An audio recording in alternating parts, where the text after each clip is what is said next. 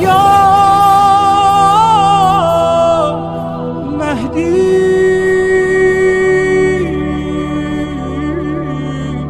مددی۔ تین نصیحتیں امام نے ارشاد فرمائی۔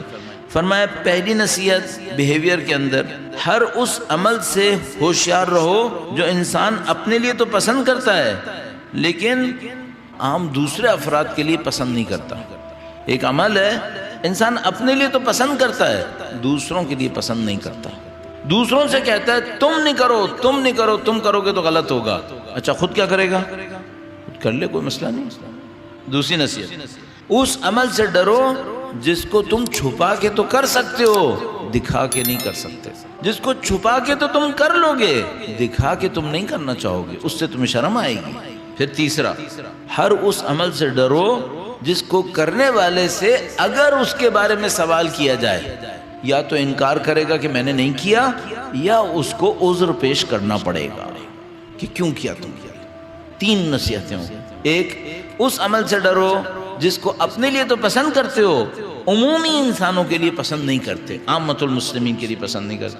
اس عمل سے ڈرو جس کو تم خاموشی سے تو کر لو گے لیکن اگر دکھا دیا جائے کہ یہ آدمی یہ کرتا ہے پھر نہیں کرو گے، پھر تمہیں شرم آئے گی۔ اور اس عمل سے ڈرو جس کے لیے امام نے فرمایا کہ جب اس سے سوال کیا جائے کہ تم نے یہ کیا ہے، یا تو انکار کرے گا کہ میں نے نہیں کیا، یا اس کو عذر دینا پڑے گا کہ میں نے کیوں کیا تھا۔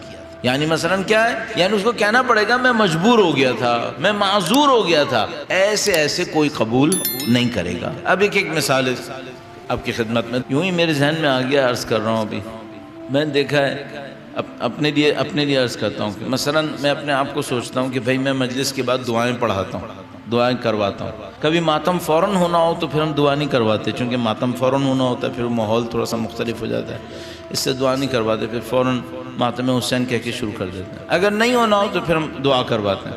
اچھا، یہ جو دعا کرواتا ہوں میں، مثلا اگر میں گھر میں اکیلا نماز پڑھوں تو یہ دعا کروں گا؟ پبلک کے سامنے تو کرواتا ہوں، مثلا ہاتھ اٹھاؤں گا، یہ کروں گا، وہ کروں گا دعا۔ اچھا، گھر میں اکیلا نماز پڑھوں تو یہی کروں گا میں؟ نہیں۔ کیوں؟ وہاں پہ خدا نہیں ہے؟ خدا تو ہے، یہ پیٹرن سب کے سامنے کے لیے ہے، اس کا مطلب ہے خدا کے لیے نہیں ہے، اس کا مطلب ہے اس میں کوئی ہیر پھیر ہو گیا۔ اگر یہ خدا کے لیے ہوتا تو گھر میں کیوں نہیں کر رہا؟ میں نے اپنے اوپر رکھ لیا تھا، اپنا بھی سوچئے گا، سارا میرے نہیں سوچنا، اپنے لیے آپ نے بھی سوچنا۔ بھائی جب ہم مجلس کے بعد زیارت کرتے ہیں، اور ہمارے زیارت بہت خوبصورت پڑھانے والے کہیں بیٹھے ہوں گے، وہ ماشاءاللہ بہت اچھی زیارت پڑھاتے ہیں جو یہاں پڑھاتے ہیں، یہ مثلا 3 رخ کر کے زیارت پڑھائیں گے۔ اچھا، جب ہم گھروں میں نماز ختم کرتے ہیں اتنی ہی تفصیل سے اور اسی توجہ سے زیارت پڑھتے ہیں کیا؟ زیادہ تر لوگ نہیں پڑھتے۔ کیوں؟ مجلس کے بعد تو بڑی تفصیل سے پڑھتے ہو۔ اگر یہی پڑھانے والے 3 رخ نہ کریں، ایک ہی رخ میں پڑھا دیں، تو ہم فوراً ان کے پاس کہیں گے یہ آپ نے کیا کر دیا؟ تو کہیں گے بھائی میں نے آج ایک طرف پڑھا دی، تو ہم کہیں گے کیا مثلا مولا 8ویں امام کی شان میں بے احترامی کیا آپ نے؟ آپ کو 3 طرف پڑھوانی چاہیے تھی، 3 طرف رخ کرنا چاہیے تھا۔ اچھا، تم گھر میں ایسے ہی کرتے ہو پوری تفصیل کے ساتھ۔ ابھی زیارت پڑھیں گے، مثال کے طور پر نماز کے اندر ایک پیٹرن بنا ہوا ہوگا، یہ کرنا ہے، یہ کرنا ہے، یہ کرنا ہے۔ خود نماز پڑھیں گے گھر کے اندر، سارا پیٹرن کولیپس کر گیا، معاملہ کچھ اور ہو گیا۔ کیوں؟ وہاں پہ کیوں نہیں کیا؟ اسی طریقے سے اسی نماز کے اندر ابھی اگر مثلا میں جماعت کے ساتھ اسی سپیڈ سے نماز پڑھاؤں جس کے ساتھ ہم لوگ گھروں کے اندر پڑھتے ہیں، واویلا ہو جائے گا یہاں معاشرے کے اندر کہ مولانا کیا نماز پڑھاتے ہیں یہ۔ اچھا، اسی سپیڈ سے آپ لوگ گھر میں نہیں پڑھتے ہو کیا؟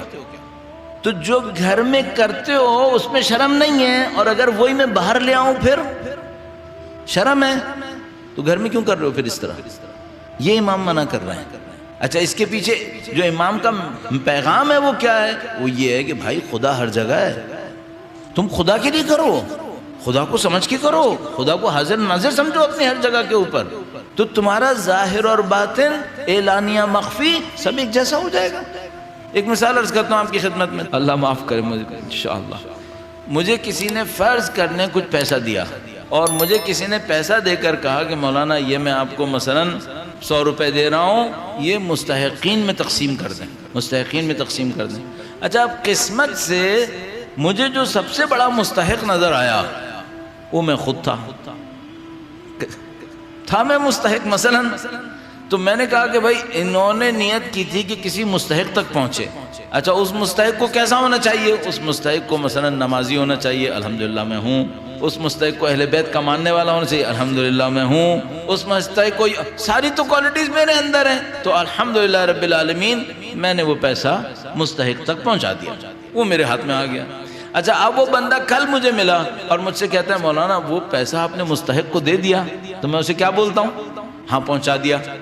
اچھا اب اگر کوئی اس کو بتا دے کہ مولانا نے خود رکھا ہے، اب کیا ہوگا؟ اب دو راستے ہیں، یا تو مجھے انکار کرنا پڑے گا کہ میں جھوٹ بولوں اور کہوں نہیں مستحق تک پہنچ گیا، باقی آپ چھوڑ دیجئے میرا معاملہ ہے، یا مجھے اس کو پوری تفصیل سے اپنا عذر پیش کرنا پڑے گا. دیکھو بھائی یہ ہو گیا تھا، میں مجبور تھا، میں یہ تھا، میں وہ تھا. امام فرما رہے ہیں یہ حرکتیں مت کرو، یہ حرکتیں مت کرو.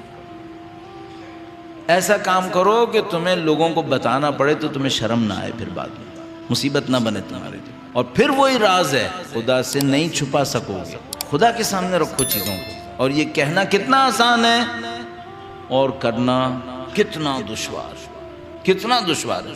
اب یہ دو مثالیں ہو گئیں. ایک چیز وہ تھی کہ جو مثال کے طور پر میں نے کہا کہ چھپا کے تو کر لوں گا، دکھا کے نہیں کر پاؤں گا.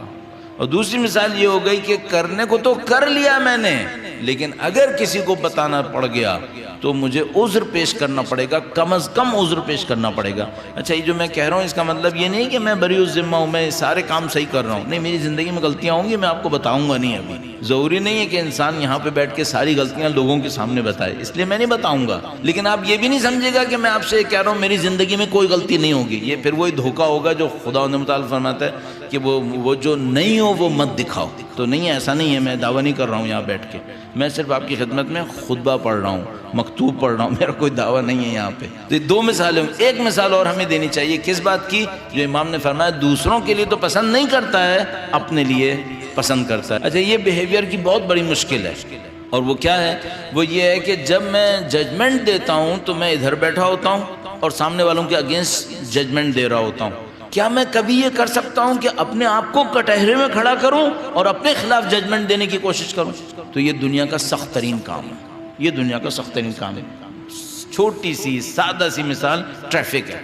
جس دن میں رانگ سائڈ پر ہوں اس دن رانگ سائڈ پہ جانا مجبوری ہے، اور جس دن میں رائٹ سائڈ پر ہوں اس دن ہر احمق رانگ سائڈ سے آ رہا ہوگا، یا رانگ سائڈ سے آنے والا ہر آدمی احمق ہوگا. بھائی یہ صرف پوزیشن چینج ہوئی ہے اور کچھ نہیں ہوا ہے، باقی سرکمسٹانسز وہی ہیں، صرف پوزیشن چینج ہوئی ہے. میں نے کسی کو دیکھ لیا کہ وہ اپنے بچے کو مار رہا تھا، اوہو کتنا ظالم انسان ہے یہ کرتا ہے اپنے بچوں کے ساتھ، اور جناب علی ہم نے اس کی شخصیت کی دھجیاں بکھیر دی کہ یہ تو ایسا ہے. اچھا خود میں نے کر دیا، پھر یہ تو بچوں کی تربیت کے لیے بہت ضروری ہے، کبھی نہ کبھی تو کرنا پڑتا ہے. بھائی آپ اپنے آپ کو دوسروں سے علیحدہ کیوں کر رہے ہیں؟ یہ امام کا پیغام ہے. اچھا اب آپ انصافاً سوچئے گا، اگر میں اور آپ ان 3 نصیحتوں پہ عمل کر ڈالیں تو کیا ہوگا؟